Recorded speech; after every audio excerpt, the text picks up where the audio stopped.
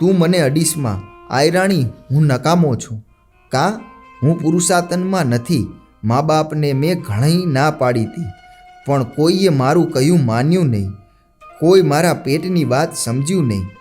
તે પણ શું છે? બીજું તો શું કરું? આણું આવે ત્યાં સુધી તો તારે રોકાવું જ પડશે. પછી માવતર જઈને બીજો વિવાહ ગોતી લેજે. મેં તેને બહુ દુઃખી કરી. ભાગ્યમાં માંડ્યું મિથ્યા ન થયું. અરે આયર, આમ સીધ બોલો છો. એથી શું થઈ ગયું? કાંઈ નહીં, આપણે બે જણા ભેળા રહીને હરિભજન કરશું.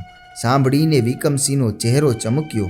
વળી ઝાંખો પડીને બોલ્યો, ના ના, તારું જીવતર નહીં બગાડું. મારું જીવતર બગડશે નહીં, સુધરશે. તમ ભેડી સુખમાં રહીશ. બીજી વાતો મેલી દ્યો. ખોડામાં માથું લઈને મોવાળા પંપાળતા પંપાળતા સ્ત્રીએ પુરુષને સુવાડી દીધો.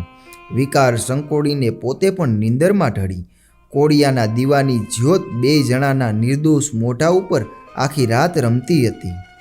એવી 9 રાતો વીતી ગઈ. 10મે દિવસે માવતરને ઘેરેથી સોનબાઈનો ભાઈ ગાડું જોડીને બહેનને તેડવા આવ્યો અને 10મી રાતે વિકમસિંહે સોનબાઈને રજા દીધી. તું સુખેથી જા, હું રાજી ખુશીથી રજા દઉં છું. હઠ કરમાં ઉગ્યો એને આથમતા વાર લાગશે. આયર, ધક્કો દઈને સિદ્ધને કાઢો છો. મારે નથી જવું, તમારી જોડે જ રહેવું છે. મારે બીજું ત્રીજું કાંઈ નથી કરવું. ધણીના પગ ઝાલીને સોનબાઈ ચોધાર રડી પડી. એમને એમ આંખ મળી ગઈ.